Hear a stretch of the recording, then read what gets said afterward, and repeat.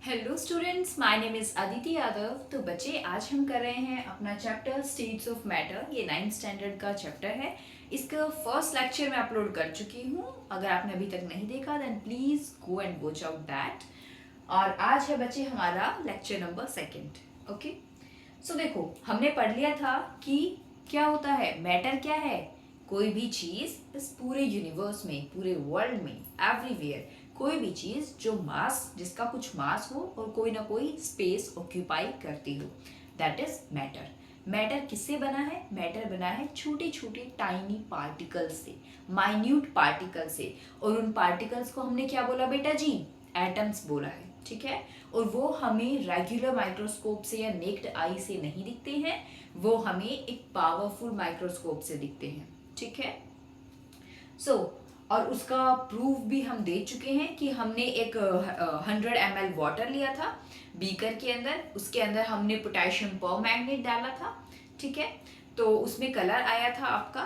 Okay, फिर उसके बाद हमने उसमें से 10 ml निकाला था और फिर ऐसे ही हमने रिपीट किया था उसे, फिर और मल्टीपल बीकर्स के अंदर। तो फाइनली हमारे पास रिजल्ट ये आया था कि जो मैटर होता है वो छोटे छोटे टाइनी पार्टिकल्स से बना होता है। ठीक है, और वो टाइनी पार्टिकल्स कौन से हैं बेटा जी? एटम्स हैं। फिर हमने पढ़ा था कि हमारी स्टेट्स ऑफ मैटर, मैटर की कितनी स्टेट्स होती हैं। जनरली हम पढ़ते हैं सॉलिड, लिक्विड एंड गैसेस। ठीक है, सबसे ज्यादा किसके अंदर इंटर पार्टिकल फोर्स थी, किसके अंदर स्ट्रेंथ ज्यादा थी, स्ट्रॉन्ग कौन से फोर्सेस ज्यादा थे? सॉलिड के अंदर ज्यादा थे। सॉलिड के अंदर ज्यादा इंटर पार्टिकल फोर्सेस है, पार्टिकल्स के बीच में ज्यादा स्ट्रेंथ है, ज्यादा बॉन्डिंग है। इसका मतलब क्या है कि उनके बीच में स्पेस नहीं है।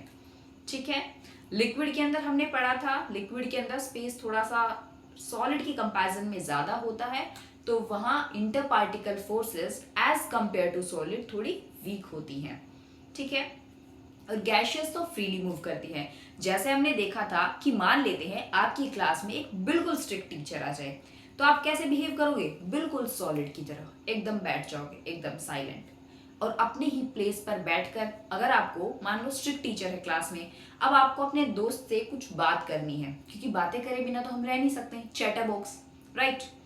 तो क्या करना है, आप क्या करोगे? या तो अपनी एल्बो से अपने फ्रेंड को हिट करोगे, है ना, बोलने के लिए, क्योंकि मुंह से जबान तो निकलेगी नहीं, वरना टीचर ने देख लिया तो वही लगेगा खींच के, है ना।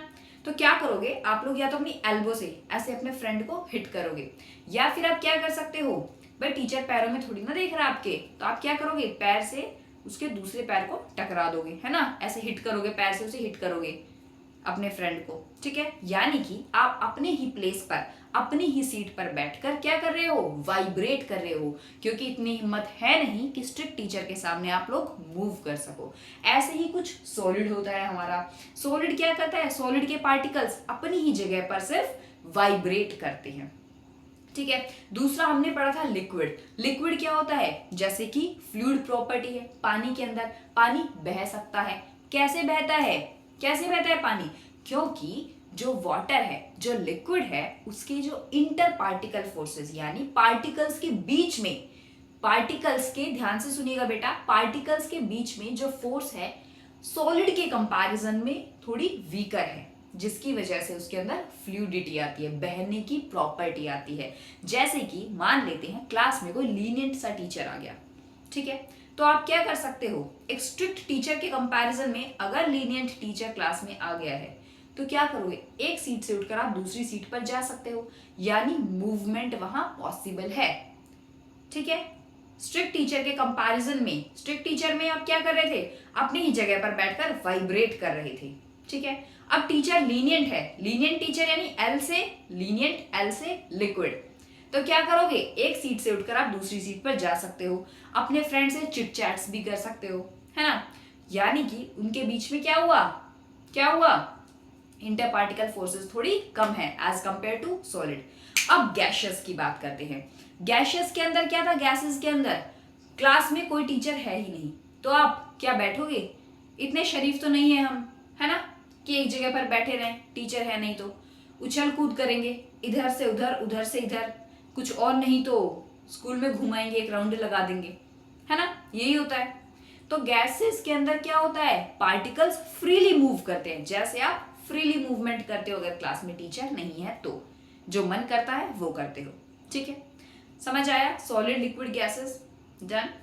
नेक्स्ट देखिए, अब हमारे पास क्या है, ये कह रहा है कि भाई पार्टिकल्स मूव करते हैं। ये मैंने समझा दिया, पार्टिकल्स कॉन्स्टेंटली मूव करते हैं। कैसे?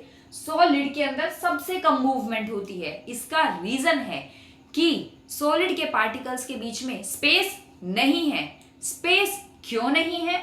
क्योंकि सॉलिड के पार्टिकल्स के बीच में इंटर पार्टिकल फोर्सेस क्या है, सबसे ज्यादा है। इंटर पार्टिकल फोर्सेस मतलब पार्टिकल्स के बीच में जो स्ट्रेंथ है, जो बॉन्डिंग है, वो सबसे ज्यादा है।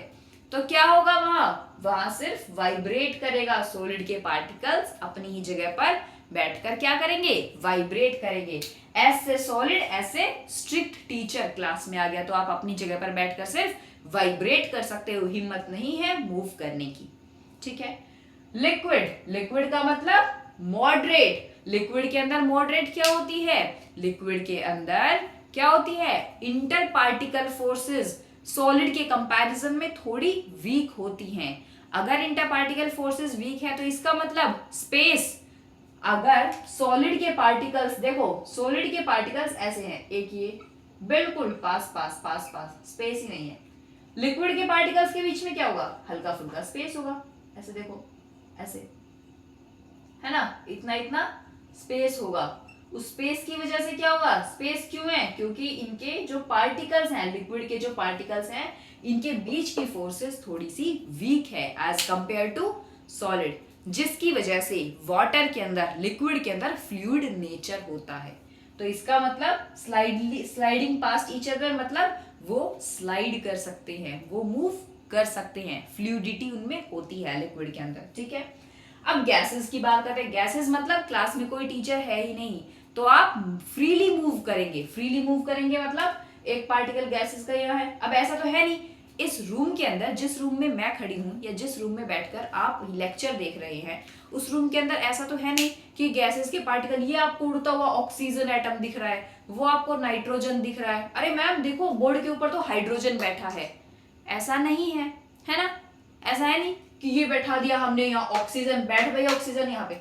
मार्कर को तो मैं यहाँ प्लेस कर सकती हूँ, मार्कर को मैं यहाँ प्लेस कर सकती हूँ, क्या ऑक्सीजन को बैठा सकती हूँ यहाँ, चल ऑक्सीजन बैठ, नाइट्रोजन इसके पास बैठेगा, हाइड्रोजन तू बहुत बात करता है यार ऑक्सीजन से, चल दूर बैठ। ऐसा नहीं होता है। क्यों नहीं होता है? क्योंकि गैसेस के जो पार्टिकल्स हैं उनके बीच में फोर्सेस क्या है, निग्लेजिबल, मतलब नेग्लेक्ट कर दो, मिनिमल फोर्सेस हैं। तो क्या होगी, बॉन्डिंग ही नहीं है पार्टिकल्स के बीच में, दोस्ती ही नहीं है पार्टिकल्स के बीच में, गैसेस के पार्टिकल्स के बीच में। क्या वो एक साथ रह पाएंगे? नहीं रह पाएंगे। अगर किसी ऐसे पर्सन के साथ मैं आपको बैठा दूं कि आपको एक ही बेंच पर बैठना है, लेकिन उस पर्सन के साथ आपकी दोस्ती नहीं है, you are not close friends, कोई फ्रेंड्स नहीं हुआ, तो क्या करोगे, आप सोचोगे यार बोर हो रहा है ना, तो आप उठकर दूसरी जगह पर चले जाओगे, है ना। तो ऐसे ही गैसेस के पार्टिकल्स हैं, उनके बीच में कोई भी बॉन्डिंग नहीं होती है, इंटर पार्टिकल फोर्सेस निग्लेजिबल होती है, मिनिमल होती है। तो क्या करते हैं, वो फ्रीली मूव करते हैं। ठीक है, समझ आया? सो पार्टिकल्स मूव कर सकते हैं, हाँ भाई मैम कर सकते हैं। सॉलिड में वाइब्रेशन होगी क्योंकि इंटर पार्टिकल फोर्सेस सबसे ज्यादा स्ट्रॉन्ग है, पार्टिकल्स के बीच में स्पेस नहीं है जैसे यहाँ। लिक्विड में क्या होगा, लिक्विड में मैम वो मूव कर सकते हैं। क्यों मूव कर सकता है लिक्विड, पानी क्यों बहता है, क्योंकि पानी के जो पार्टिकल्स है, यानी लिक्विड के जो पार्टिकल्स है, उनके बीच में स्पेस है, ज्यादा है, किसके कंपैरिजन में, सॉलिड के कंपैरिजन में। तो क्या बोल सकते हैं हम कि इंटर पार्टिकल फोर्सेस क्या है, वहां वीकर है एज कंपेयर टू सॉलिड्स। अब बात करते हैं बच्चा गैसेस की। गैसेस में क्या होगा मैम, मैम कोई दोस्ती नहीं, कोई यारी नहीं, नो यारी दोस्ती, इट मीन्स वो फ्रीली मूव करेंगे। क्लास में कोई टीचर नहीं है तो आप गैसेस की तरह बिहेव करते हो, फ्रीली मूव करते हो। ठीक है।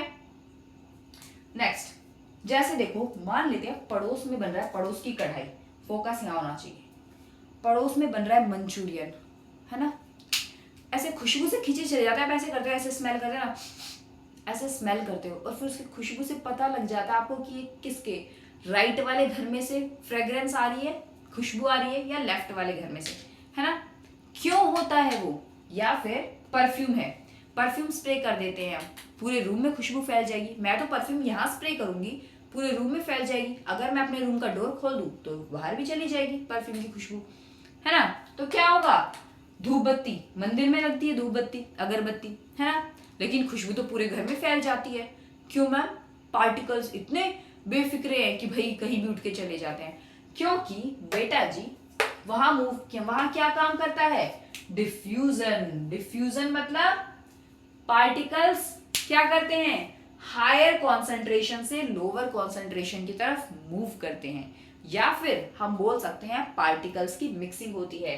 जैसे पड़ोस की कढ़ाई से मंचूरियन की खुशबू उड़ी और वहां के जो एयर था, एनवायरमेंट था, उसके पार्टिकल्स में जाकर मिल गई, दोस्ती कर ली मंचूरियन की खुशबू ने, खुशबू वाले पार्टिकल्स ने दोस्ती कर ली एयर के साथ, तो क्या हुआ, और एयर तो वैसे भी फ्रीली मूव करती है। अब ये थोड़ी कहेगी कि नहीं पड़ोस के घर में नहीं जाना, कोई रेस्ट्रिक्शंस नहीं है भाई, सिंपल है, ठीक है, वो फ्रीली मूव करते हैं। तो वो खुशबू बाय डिफ्यूजन इस प्रोसेस के थ्रू आपके घर तक भी आती है ना, जिसे सूंघ कर आपके मुंह में पानी आ जाता है ना। सो अब मैम समझ आ गया, लेकिन ये काइनेटिक एनर्जी क्या है। बेटा जी देखिए, इस पूरे वर्ल्ड में, पूरे यूनिवर्स में, I am not only talking about chemistry, in chemistry, ठीक है, पूरे वर्ल्ड में जहां कहीं भी किसी भी ऑब्जेक्ट, किसी भी पार्टिकल की मूवमेंट होगी, वहां हमेशा काइनेटिक एनर्जी होगी। अगर मैं इस रूम में देखो, मैं चल के जा रही हूं, चल रही हूं मैं, है ना, I am a human being, मैं चल रही हूं, तो क्या हो रहा है, मेरे चलने की वजह से जो एनर्जी आ रही है, जो एनर्जी आ रही है, उस एनर्जी को क्या बोला गया है, काइनेटिक एनर्जी।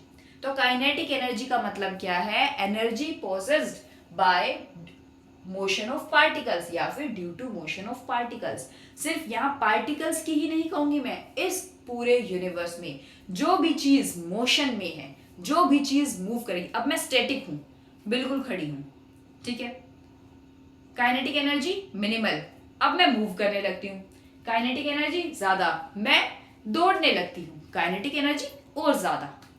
जितना ज्यादा मूवमेंट उतनी ज्यादा काइनेटिक एनर्जी। समझ आया। अब ये बताइए, गैसेस, लिक्विड और सॉलिड में से सबसे ज्यादा काइनेटिक एनर्जी किसमें होगी, गैसेस के अंदर, लिक्विड के अंदर, सॉलिड के अंदर, बताओ बताओ। देखो, गैसेस के पार्टिकल्स क्या होते हैं, फ्रीली मूव करते हैं, कोई रेस्ट्रिक्शंस नहीं, फ्रीली मूव करते हैं।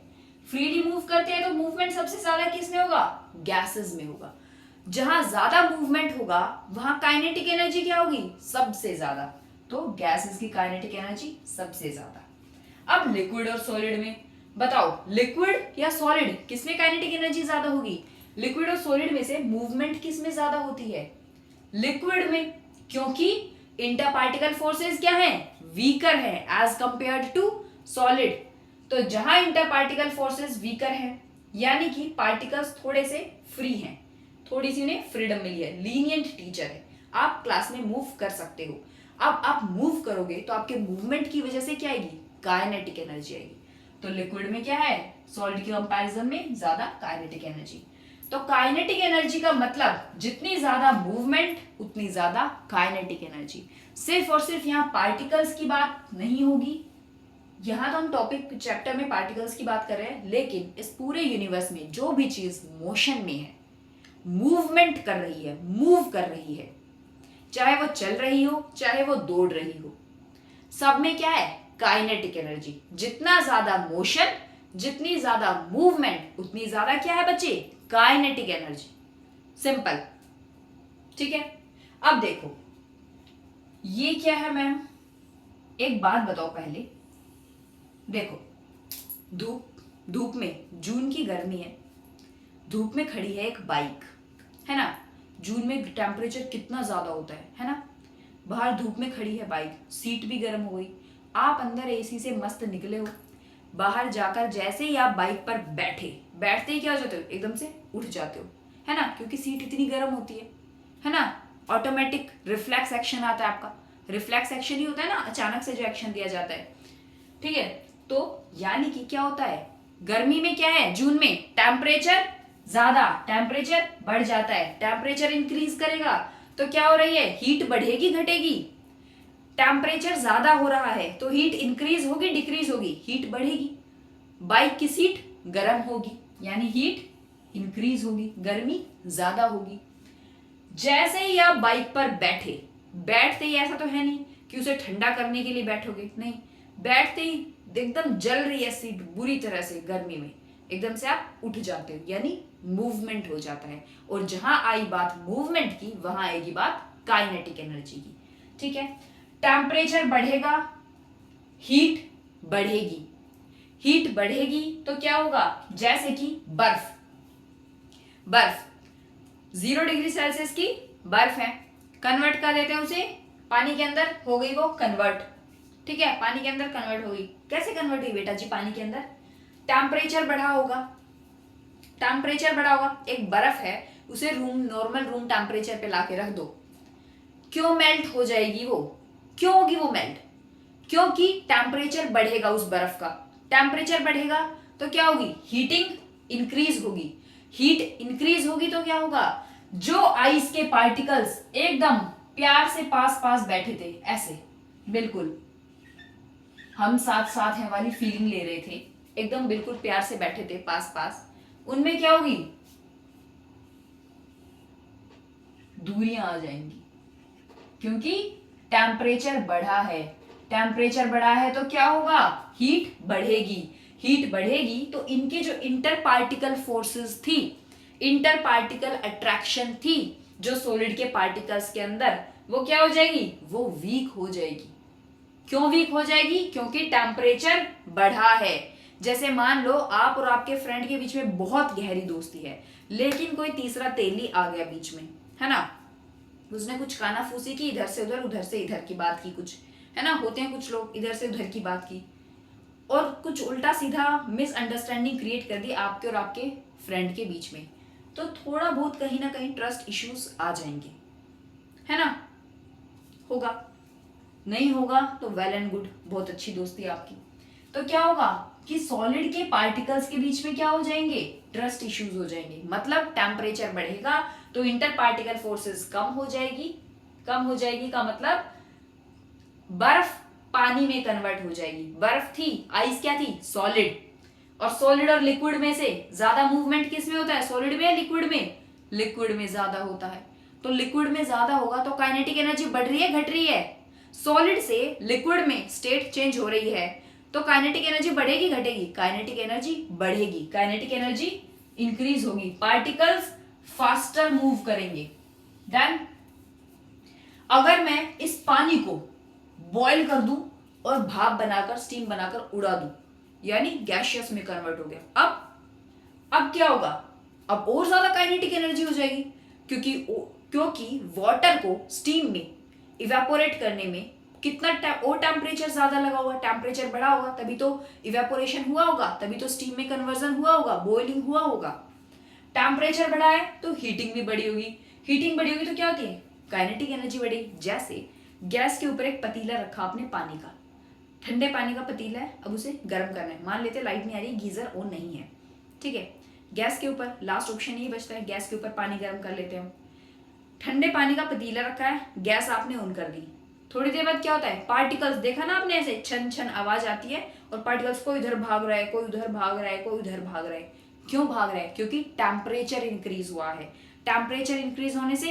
हीट इंक्रीज हुई है, हीट इंक्रीज होने से क्या हुआ है, पार्टिकल्स धड़ाधड़ भाग रहे हैं इधर उधर, वॉल से टकरा रहे हैं, है ना, मूवमेंट बढ़ रही है, मूवमेंट बढ़ने से, मूवमेंट बढ़ी तो काइनेटिक एनर्जी क्या होगी, बढ़ जाएगी, सिंपल है, आया समझ में, पार्टिकल्स कॉन्स्टेंटली मूव करते हैं।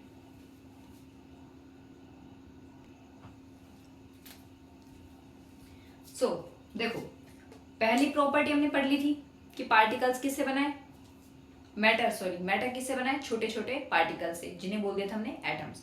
दूसरी प्रॉपर्टी, पार्टिकल्स हमेशा कॉन्स्टेंटली मूव करते रहते हैं, है ना। थर्ड प्रॉपर्टी है बेटा कि particles of matter attract each other, कैसे अट्रैक्ट करते हैं, देखो आयरन नेल है, कील है ना, चौक है और एक स्पंज है, तीनों के तीनों क्या है बताओ भाई, सॉलिड है, लिक्विड है, गैस है, क्या है ये तीनों? शक्लें देखो इनकी, बताओ क्या ये तीनों? सॉलिड है। लिक्विड और गैस तो कोई नहीं बोल रहा है बेटा, सॉलिड है तीनों, ठीक है। लेकिन तीनों में से किसको ब्रेक करना इजी होगा? किसको इजीली ब्रेक कर पाऊंगी मैं?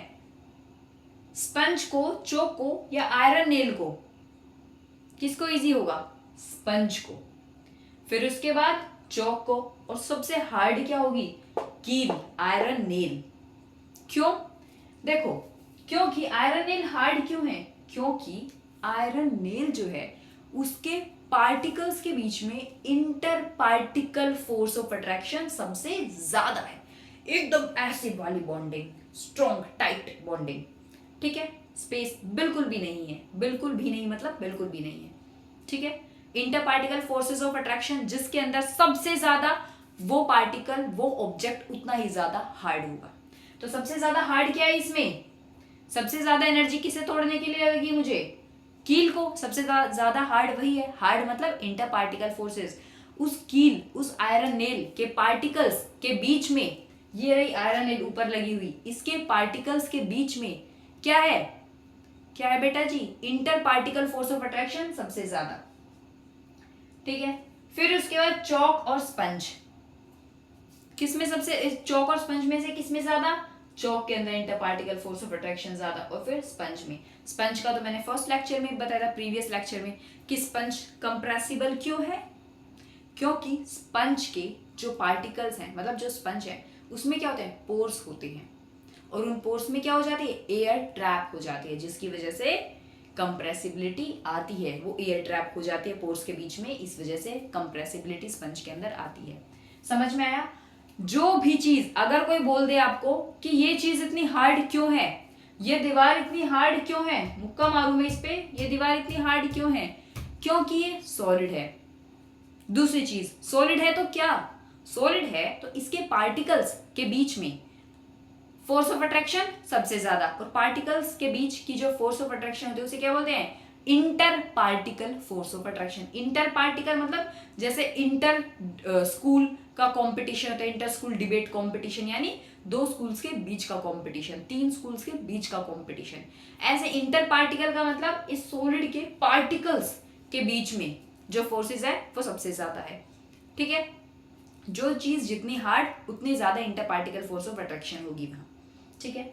अब किसी भी स्टेट ऑफ मैटर को हम कैसे डिटरमाइन करते हैं? सबसे पहली चीज, inter particle force of attraction से। जितनी ज्यादा फोर्स ऑफ अट्रैक्शन, तभी हम बता सकते हैं कि ये सॉलिड है, उससे कम आ गई तो वो लिक्विड है, और उससे भी कम आ गई तो वो बिल्कुल negligible inter particle force of attraction है, तो क्या है वो?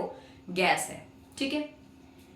दूसरा, काइनेटिक एनर्जी, मतलब ये दोनों कैसे रिलेट कर रहे हैं? जितनी ज्यादा inter particle force of attraction, मतलब पार्टिकल्स के बीच में स्पेस नहीं है, ना के बराबर है, टाइटली बाउंड है, तो वो अपनी जगह पे सिर्फ वाइब्रेट कर सकते हैं। वाइब्रेशन होगी तो क्या मूवमेंट हो रही है? नहीं हो रही, मिनिमल मूवमेंट है। कम मूवमेंट तो काइनेटिक एनर्जी कम। गैसेस में सबसे ज्यादा मूवमेंट तो काइनेटिक एनर्जी सबसे ज्यादा, ठीक है। नेक्स्ट, एक बात बताओ, हवा में हाथ हिला रही हूं मैं, देखो ऐसे, कुछ फर्क पड़ रहा है? ऊपर नीचे दाएं बाएं कहीं भी कर लूं? नहीं। क्यों? क्यों मूव कर पा रही हूं? क्यों मूव कर पा रही हूं भाई? क्योंकि एयर के जो पार्टिकल्स हैं उनके बीच में फोर्स ऑफ अट्रैक्शन नेग्लिजिबल है, ठीक है। दूसरा है पानी। पानी के अंदर हाथ ऐसे करके देखना, बाल्टी बकेट में करते हो, हमारी आदत होती है ना, ऐसे पानी, लेकिन ऐसे जूम करके पानी जाता है, फिर इधर करते हैं ऐसे। एयर के कंपैरिजन में पानी के अंदर जब हाथ ऐसे डालते हैं, हम घुमाते हैं, तो थोड़ा सा प्रेशर फील होता है। क्यों फील होता है? क्योंकि पानी क्या है? लिक्विड, और लिक्विड के अंदर जो इंटर पार्टिकल फोर्सेस है, लिक्विड के जो पार्टिकल्स हैं उनके बीच में जो फोर्स ऑफ अट्रैक्शन है वो गैसेस के कंपैरिजन में ज्यादा होती है, ठीक है। दूसरा है बोर्ड।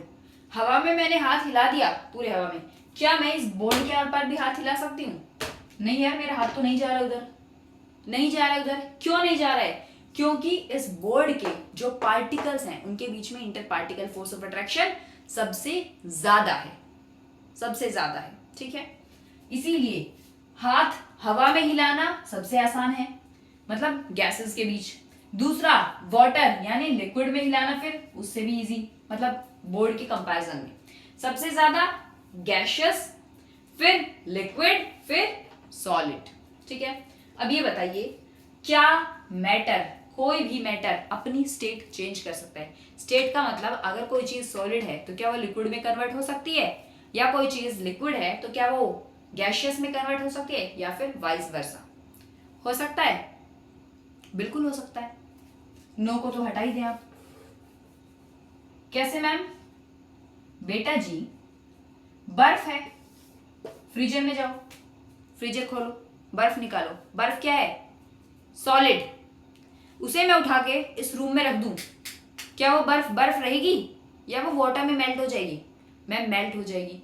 मेल्ट होके क्या बनेगी? वाटर। वाटर मतलब लिक्विड स्टेट, यानी सॉलिड थी आइस, वाटर है लिक्विड, सॉलिड से लिक्विड का क्या हो रहा है? चेंज हो रहा है। सॉलिड से लिक्विड चेंज हो रहा है तो क्या हो रहा है?